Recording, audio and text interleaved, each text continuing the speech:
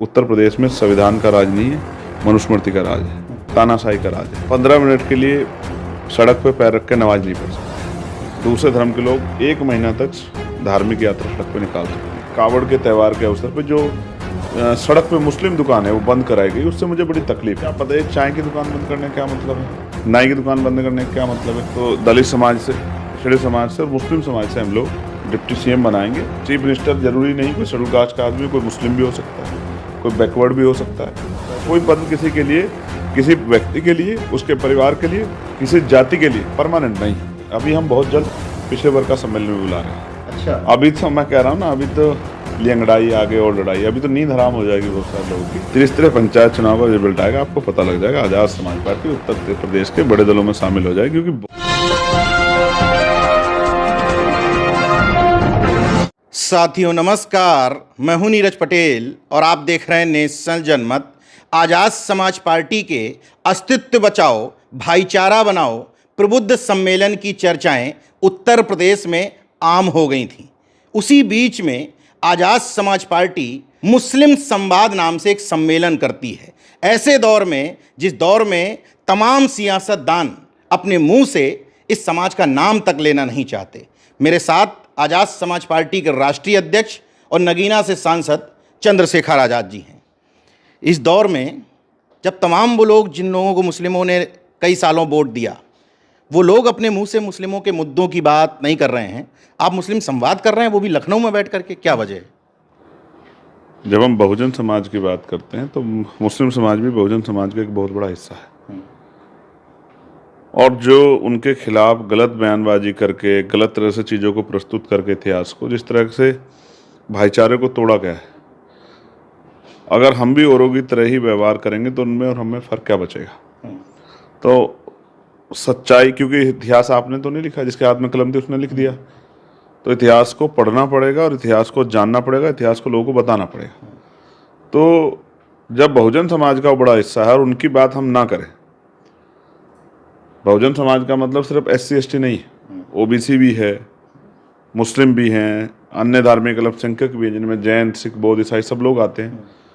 तो हमें जो आज के हालात हैं और जिस तरह से वो हिंसा का शिकार हो रहे हैं, और एक घटना जो बहुत बड़ी, जिसने मुझे, ये हालांकि बाद में हुई, ये कार्यक्रम पहले तय हो गया था, वो जो इसलिए हुई कि कावड़ के त्यौहार के अवसर पर जो सड़क पे मुस्लिम दुकान है वो बंद कराई गई, उससे मुझे बड़ी तकलीफ हुई। बहुत शहरों से खबरें आ रही।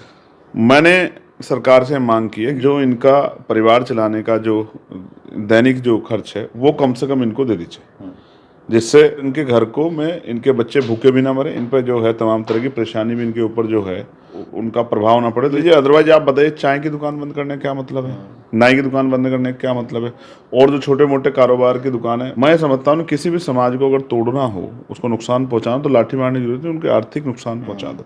और आप देखो लंबे समय से आर्थिक बहिष्कार करो, आर्थिक बहिष्कार करो, ये भी एक आर्थिक बहिष्कार का दूसरा रूप है।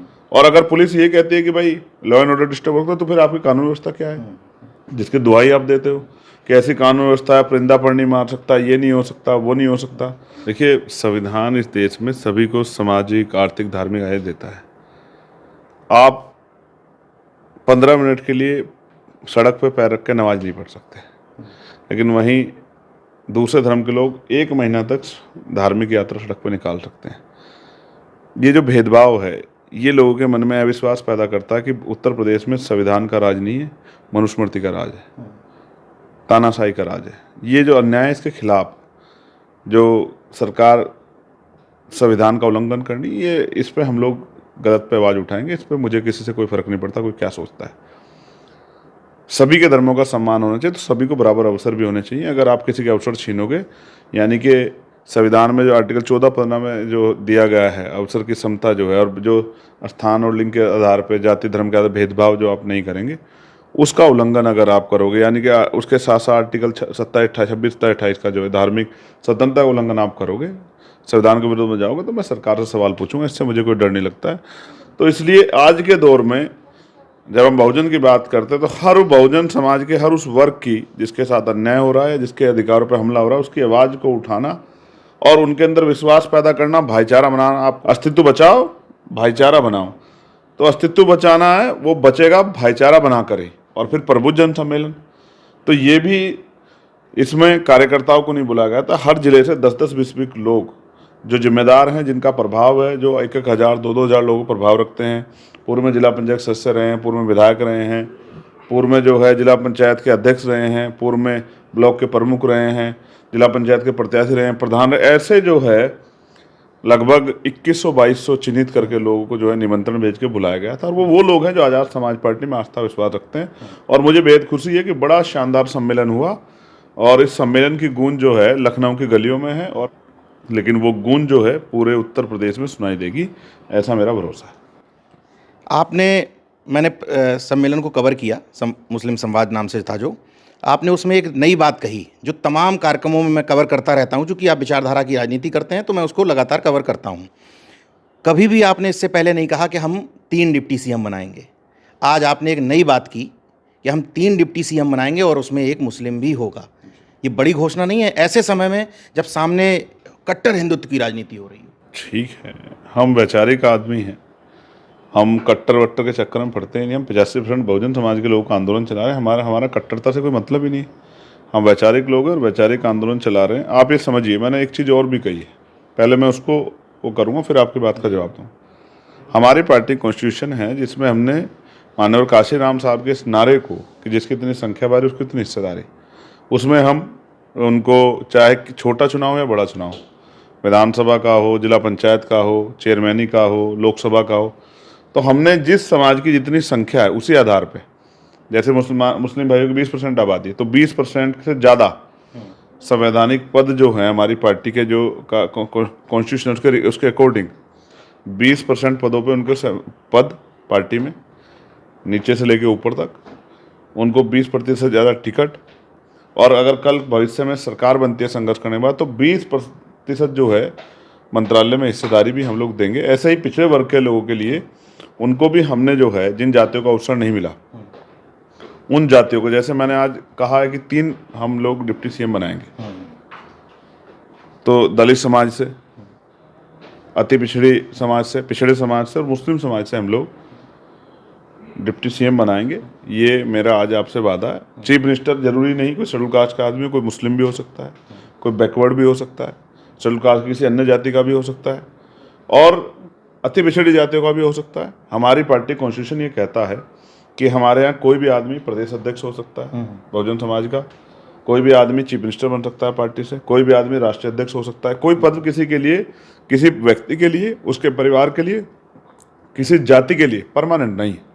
सब संघर्ष के आधार पर, जो जितना जिस तरह का संघर्ष करेगा उसी तरह से पार्टी उसको सम्मान देगी। आपने बहुत बड़ी बात कह दी। अभी तक यही माना जाता था कि अगर आज़ाद समाज पार्टी सत्ता में आती है तो चंद्रशेखर आज़ाद ही मुख्यमंत्री होंगे। आपने तो अपने को पहले ही रेस से बाहर कर दिया। मैं आपको ये कह रहा हूँ, आज़ाद समाज पार्टी बहुजन समाज के लोगों का दल है, ना चंद्रशेखर आज़ाद के घर का दल है, ना किसी और के घर का दल है। जो आदमी जितनी मेहनत करेगा और समाज जिसको जितनी स्वीकारता देगा, उसी आदमी को इस आंदोलन को आगे बढ़ाना है। मैं तो एक सिपाही हूँ। मैं तो चाहता नहीं था 2022 में जब मैं चुनाव हारा, इतना मानसिक रूप से तकलीफ आई कि इतनी लड़ाई लड़ने के बाद सपोर्ट नहीं मिला, तो मैंने पार्टी में ये पेशकश की कि आप मेरे अलावा अगर आपको लगता किसी और आदमी को आप राष्ट्रीय अध्यक्ष बनाना चाहते हैं तो मैं बिल्कुल तैयार हूँ। मैं चाहता हूँ मुझसे बेहतर अगर कोई तो उसको बनाया जाए। पार्टी में मीटिंग हुई, 2 दिन के बाद तय हुआ कि नहीं, आप ही को दोबारा से कंटिन्यू करना है। फिर जब लोकसभा का समय आया, इस पर मीटिंग हुई, तो मैंने उनसे कहा कि आप जिसे लड़ाओगे मैं जाके उसके लिए प्रचार करूँगा। लेकिन 2023 में मुझे गोली लगी तो सिचुएशन बदली। पार्टी के लोगों ने फैसला लिया कि हम 2 सीटों पे लड़ेंगे, 1 या 2 पे। अलायंस में नहीं गए तो अकेले लड़ेंगे, और अलायंस में गए तो फिर सब जगह से जाके अपना काम करेंगे जहाँ जो जिम्मेदारी अदा करनी है कॉन्स्टिट्यूशन को बचाने के लिए। तो फिर ये तय हुआ कि 2 सीटें लड़ेंगे। एक मैं लड़ा और एक चौधरी अमर सिंह जो डुमरियागंज लड़े। तो वहाँ भी मैं 6 दिन रहा, 80,000 से ज़्यादा वोट वहाँ पड़े और ये हम लोग जीते।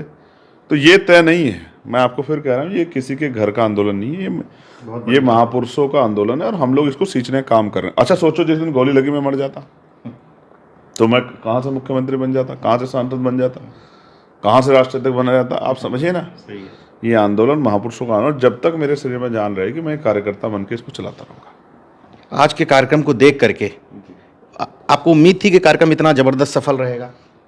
हाँ देखिए, उम्मीद तो है, उम्मीद पर दुनिया कायम है। और मैं तो, मेरा प्रकृति कुदरत में बहुत भरोसा है। ईमानदार से मेहनत की जाए तो फिर सफलता मिलती है। अब कार्यक्रम को जो आपने देख लिया कि उसमें ज़बरदस्त भीड़ उमड़ी, पूरे देश भर से लोग आए, प्रदेश भर के कोने कोने से आए, क्या लगता है आपको कि ये समाज अब आपके साथ, क्योंकि आप बार बार कहते हैं कब तक धोखा खाओगे मियाँ, तो क्या लगता है अब ये समाज को? अब मियाँ की समझ में आ रहा है। और मैं आपको सच कह रहा हूँ, बहुत जिम्मेदार लोग आए थे, बहुत बाद में बैठ के चर्चा हुई। जितने मामले उन्होंने उठाए हैं उनको सबको नोट किया गया है, और वो आने वाले कल में आपको मैनिफेस्टो में भी दिखाई देंगे। और उनका मैनिफेस्टो, उस मैनिफेस्टो को हम लोग पूरा भी करें। अभी हम बहुत जल्द पिछले वर्ग का सम्मेलन में बुला रहे हैं। अच्छा, अभी तो मैं कह रहा हूँ ना, अभी तो लियंगड़ाई आगे और लड़ाई, अभी तो नींद हराम हो जाएगी बहुत सारे लोगों की। जो लोग अभी तक जो है राजनीति कर रहे थे, उनको भी बहुत कुछ देखना पड़ेगा। आपको, आप नीज भाई याद करो, कोई जाता था किसी के दुख में, कोई मर गया, एकदम से होगी, किसी बहन बेटी का अपमान, कोई जाता था क्या? ये किसने शुरू करा है? इसका अगर सर किसी को जाता तो भीम आर्मी को जाता है, ये बात सही है। भीम आर्मी कार्यकर्ता को जाता। हम जाते थे सबके तो जबरदस्त प्रतिनिधिमंडल बन रहे हैं हर आप समझिए ना। अब तो इधर मैसेज चलता है, उधर आदमी नेता पहुंचा दूसरी पार्टी का, और ये नीचे से लेके ऊपर तक होड़ है राष्ट्रीय पार्टी में कि भाई मैं पहले चले जाऊं, मैं पहले चला। और कई जगह तो चला ना जाए आदमी, इसलिए रोकने के लिए पूरी पुलिस फोर्स लगाई जाती है। आपने देखा नहीं कौसंबी कि भाई चंद्रशेखर कहीं अति पिछड़े समाज में चला जाए, अति पिछड़े समाज के चंद्रशेखर को नेता ना मान लें, इनके साथ ना जुड़ जाए, इनको भाई परिवार ना देखने लगे, इनमें अपना आदमी देखने लग जाए, तो देखो क्या क्या सहना पड़ रहा है। मैं आपको आज स्पष्ट करता हूँ, चीज़ें बदलेंगी। और मैंने कहा है, मैंने त्रिस्तरीय पंचायत चुनाव तक का समय मांगा है। त्रिस्तरीय पंचायत चुनाव का रिजल्ट आएगा, आपको पता लग जाएगा। आज़ाद समाज पार्टी उत्तर प्रदेश के बड़े दलों में शामिल हो जाएगी, क्योंकि बहुत मेहनत कर रहे हैं कार्यकर्ता, दिन रात लगे हुए हैं, ना नींद देख रहे हैं, ना चैन देख रहे हैं, ना भूख प्यास देख रहे हैं, ना आंधी तूफान देख रहे हैं। आज कितना शानदार मौसम था, खूब बारिश हो रही थी, जबरदस्त, लेकिन कुर्सी खाली तो नहीं थी। जितने लोग अंदर थे उतने बाहर थे। और 4:30 बजे तक मैं अपनी बात रखता रहा। 10 बजे से कार्यक्रम शुरू हुआ था, 4:30 बजे तक लोग नहीं ले। यही कमाया भीम आर्मी ने आज़ाद समाज पार्टी संघर्ष से।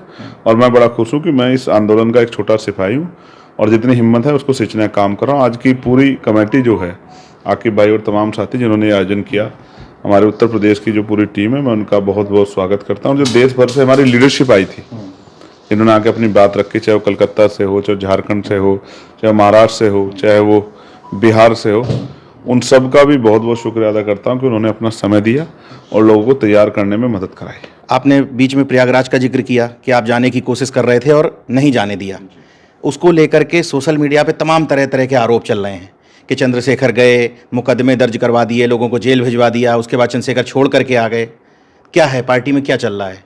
देखिए, पहली बात तो मुझे इस बार घटना का दुख है। दुख इसलिए क्योंकि मुझे पता नहीं था कि इतनी बड़ी संख्या में नौजवान वहाँ जुटा है, और क्योंकि मैं उधर ज़्यादा गया भी नहीं हूँ। जहाँ मैं था वहाँ से 50 किलोमीटर थी, और कौसाम्बी में तो वहाँ के अधिकारियों ने मुझसे बात करा दी, तो मैंने उनको शांत कर दिया था। लेकिन करछना में हम लोग इसमें सफल नहीं हो पाए, क्योंकि वहाँ से कोई टच नहीं बन पा रहा था। और ये एक अफवाह फैली कि भाई चंद्रशेखर भाई को गिरफ्तार कर लिया गया है, और वो गुस्सा लोगों में पैदा हुआ। और फिर बाकी जो साजिश पुलिस और उसमें वहाँ के लोकल लोग मिले हुए थे। तो मैं उनके भाव तो समझता हूँ, उन बच्चों के, उन भाइयों के, लेकिन आरोप से तो नीज भाई मैं कभी बच ही नहीं पाया हूँ।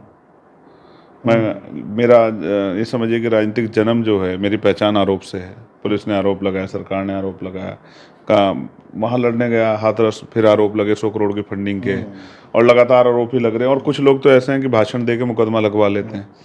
देखो, मैं एक चीज़ समझता हूँ, फर्स्ट डे मुझे ये आइडिया था कि जिन्होंने हिंसा की वो हमारे लोग नहीं हैं, क्योंकि अम्बेडकरवादी कभी हिंसा नहीं करते, हमने सिखाया नहीं है। लेकिन आज भी मेरा आइडिया सही है कि वो हिंसा करने वाले लोग हमारे नहीं थे। इक्का दुक्का कोई हो सकता है, लेकिन जो जेल भेजे गए वो लोग हमारे हैं। मैंने उस दिन भी कहा, मैं आज भी कह रहा हूँ कि हिंसा करने वाले लोग हमारे हो नहीं सकते, क्योंकि हमने सिखाया नहीं है। अम्बेडकरवादी ऐसा नहीं करते हैं। लेकिन जो जेल भेजे गए वो 100% लोग हमारे हैं, क्योंकि वो जाति के आधार पर भेजे गए हैं, वो क्षेत्र के आधार पर भेजे गए, घर से पकड़ के भेजे गए, वो निर्दोष लोग हैं।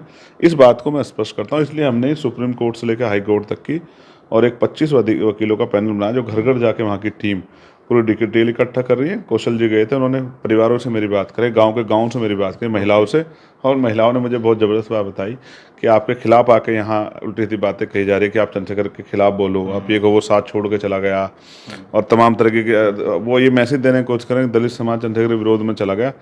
जबकि मैं आपको सच बता रहा हूँ, इतना सब कुछ होने के बाद भी वहाँ की माओ ने कहा कि हम आपके साथ हैं। और हमें आपके ऊपर भरोसा है। और जिनसे मैं मिलने गया था उन बच्चियों ने भी, उन बहनों ने भी कहा कि हमारे, जब इस तरह के झूठे भ्रम पैदा करने को, तो उन्होंने कहा कि वो हमारा भाई, वो हमारा कभी हाथ नहीं छोड़ सकता, हम जानते हैं उसको। तो मैं आज कह रहा हूँ, वकीलों की टीम लगी हुई, एडमिनिस्ट्रेशन से बात चल रही है, पुलिस से बात हो रही है, जो शक्ति थी उसमें कमी आई, और उम्मीद है बहुत जल्द जो है बेल होंगी और लोग हमारे बीच में होंगे, और इसको हम लोग हाई कोर्ट में जाएंगे, तमाम तरह प्रयास करेंगे कि ये मुकदमा भी खत्म हो। मतलब कानूनी प्रक्रिया में जो भी खर्च होगा वो पार्टी करेगी। हाँ, एक चीज़ और इम्पोर्टेंट बताता हूँ, एक ये जो अफवाह फैली है कि भाई उनकी गिरफ्तारी होगी, तो उससे लोगों में बहुत गुस्सा पैदा हुआ। ये भी बात मुझे, क्योंकि हमारे लोग जा रहे हैं, उससे पता थोड़ा थोड़ा लग रहा है चीज़ों का। लेकिन मैं ये स्पष्ट कर दूं कि किसी भी भाई के साथ अन्याय नहीं होने देगा, और उनकी सारी लड़ाई हम लोग लड़ेंगे, कोर्ट से लेकर तमाम, और जो भी खर्च होगा उस सब चीज़ों को हम लोग तैयार हैं। आज़ाद समाज पार्टी के लोग संघर्ष में कभी साथ नहीं छोड़ते, भीमार भी ने कभी ये सिखाया नहीं। हम अपने भाइयों के साथ, और जब तक वो जेल से बाहर नहीं आएंगे तब तक जो है उस मंडल का जो कार्यक्रम है हमारा, वो कार्यक्रम नहीं करूँगा मैं। अच्छा, जब तक जेल से बाहर नहीं आ जाएंगे। जब वो जेल से बाहर आ जाएंगे, आपके यहाँ घोषणा कर रहा हूँ, उनके जेल से बाहर आने के बाद ही उस कार्यक्रम को करूँगा। अच्छा, एक वीडियो और शेयर किया था आपने जी। सरकार ने तानाशाही करने की कोशिश की, जिस तरह से उनके कान पकड़वा के पूरे समाज को अपमानित करने का काम किया, तो याद रखना आप मेरी बात को, इसी लखनऊ में इतना बड़ा आंदोलन करेंगे कि प्रशासन, शासन, पुलिस, सरकार सबको नींद नहीं आएगी। इस बात का मैं आपको वचन भी देता हूँ और विश्वास दिलाता हूँ। एक वीडियो आपने शेयर किया, उसमें पुलिस के साथ लोग गाड़ियां तोड़ रहे हैं। मतलब साफ साफ दिखाई दे रहा है कि पुलिस सामने है और लोग गाड़ियां अपने आप से तोड़ रही है। पुलिस भी तोड़ रही है। पुलिस भी तोड़, हमारे लोग तो पुलिस ने लाठीचार्ज के भाग गए, पुलिस ने गाड़ियां तोड़ी, स्थानीय लोगों ने गाड़ियां तोड़ी। गाड़ियां सारी हमारी है, हमारा आर्थिक नुकसान हुआ, वो गाड़ियां जलाई गई, नीले झंडे उन पर थे जिन गाड़ियों जलाया गया है। तो आप समझिए कि ये सब जो एक साजिश का हिस्सा है। इसलिए मैंने इसकी सीबीआई जांच की मांग की थी, लेकिन सरकार समझती है सीबीआई जांच होगी तो पुलिस के लोग फंसेंगे, स्थानीय लोग फंसेंगे, और फिर जो आरोप लगाए वो आरोप जो है वो धुल जाएंगे, और इससे चंद्रशेखर की बदनामी जो की जा रही है वो बदनामी नहीं होगी, और सरकार को इसका नुकसान होगा। और ये सारा षड्यंत्र चंद्रशेखर को बदनाम करने के लिए किया गया था। हालांकि मैं फिर ये कहूँगा कि मुझे तकलीफ़ है कि वो बच्चे जेल में हैं, और मैं आज भी कहता हूँ कि हमारे सभी लोगों को भविष्य में भी कानूनी रास्ते का इख्तियार करना चाहिए, और किसी भी तरह से किसी उकसावे में आके हिंसा की तरफ नहीं जाना चाहिए। संवैधानिक तरीके से ही जो है उग्र नहीं होना चाहिए, संवैधानिक तरीके से लड़ाई को लड़ना चाहिए, और मुझे विश्वास है कि वो जितने लोग मेरी बात को सुनेंगे वो इस पर अमल करेंगे। एक ऐसी पार्टी जिसका जन्म हुए अभी बमुश्किल कितने साल हुए? 5वां साल चल रहा है, जिसके पास एक मात्र सांसद है, जिसके ऊपर आरोप लगाया जाता था कि युवाओं की फौज है, उस पार्टी ने उत्तर प्रदेश की सियासत को हिला करके रख दिया है। प्रबुद्ध सम्मेलन के बीच में मुस्लिम संवाद के बीच में घोषणा कर रहे हैं कि ओबीसी का भी इतना ही बड़ा कार्यक्रम होगा। मतलब उत्तर प्रदेश की राजनीति को जहां से शुरू किया था मान्यवर कांसीराम साहब ने, प्रतीकों की राजनीति और हिस्सेदारी की राजनीति, अब उसी राजनीति को आगे बढ़ाने का काम चंद्रशेखर आजाद कर रहे हैं। और दावा है कि इस समय जो सियासत वो कर रहे हैं उसका प्रभाव 2027 तो दूर है, कह रहे हैं कि पंचायत चुनाव में ही नजर आया जाएगा। अब पंचायत चुनाव में क्या इम्पैक्ट आएगा, मैं लगातार कवर करता ही हूँ। बाकी देखते रहिए नेशनल जनमत, जागरूक और सजग बने रहिए। जय विज्ञान, जय संविधान, जय लोकतंत्र। धन्यवाद। आप अभी कह रहे थे कि भाई एक पार्टी है जो 2020 में बनी, 5 साल का एक सांसद। बहुत सारी पार्टियां ऐसी हैं जो 30-30 साल की पार्टी, एक भी सांसद नहीं।